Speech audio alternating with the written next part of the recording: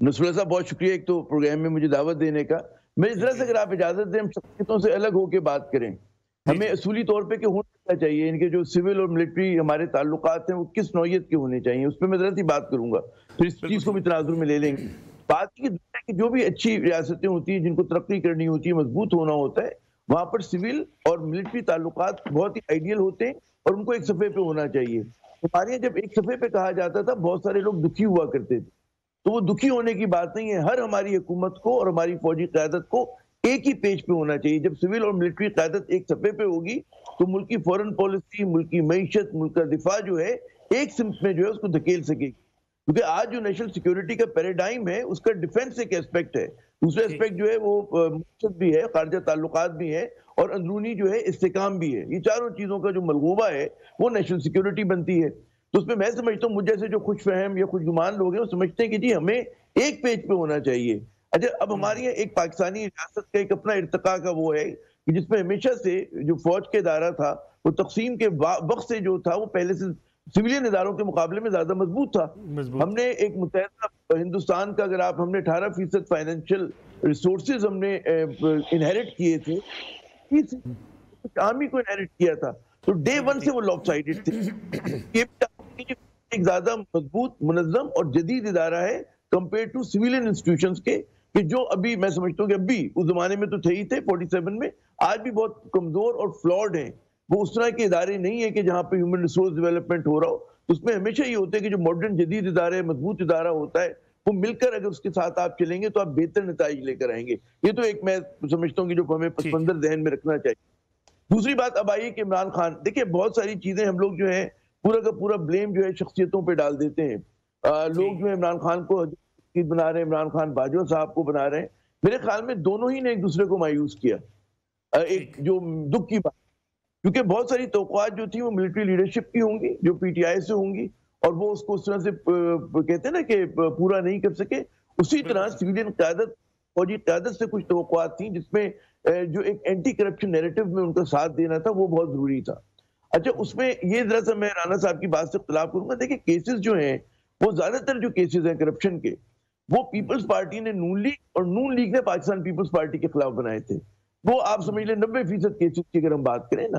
اچھا ہماری یہاں بدقسمتی ہے کہ کیسز کا بہت کم میڈیا ٹرائل کرتے ہیں, جیسا آج کل ان پہ ہو رہا ہے, توشہ خانہ پہ ہو رہا ہے میڈیا ٹرائل, لیکن کلوجر نہیں ہوتا.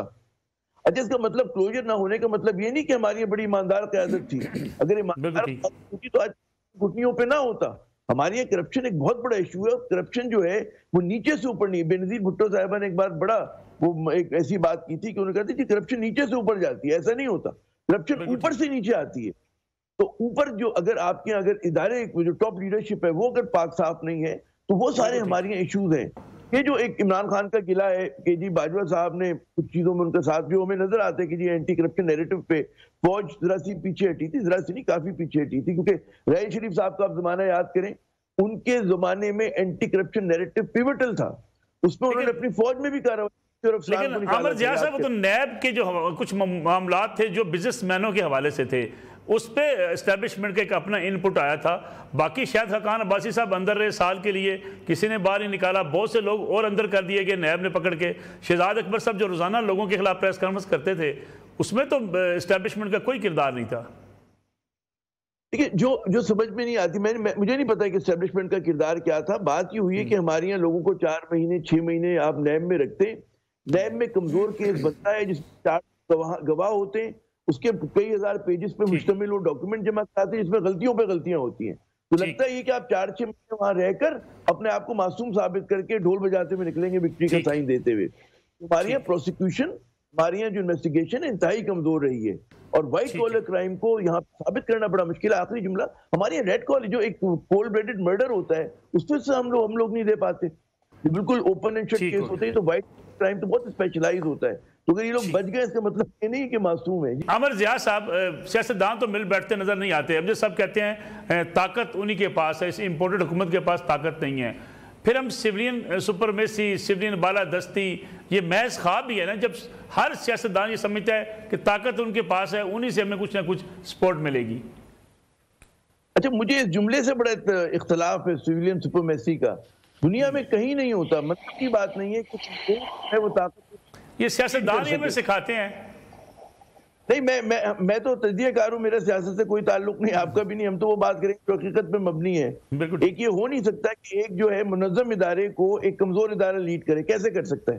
آپ ہمیشہ سویلین کو اگر ذرا ان میں آبجیکٹیوٹی ہو، یہ اپنی پہلے کمزوریوں کو دور کریں گے، یہ ریفارم کریں گے اور گریجولی آہستہ آہستہ اپنا جو ہے دائرہ کار کو بڑھائیں گے، جو کہ صحیح طریقہ ہے. لفاظی تو پھر مطلب ہے آدمی کی زبان کے آگے میدان ہے، آپ گھوڑا دوڑاتے چلے جائیں تو سویلین سپرمیسی کا بھی سوال ہی پیدا نہیں ہوتا.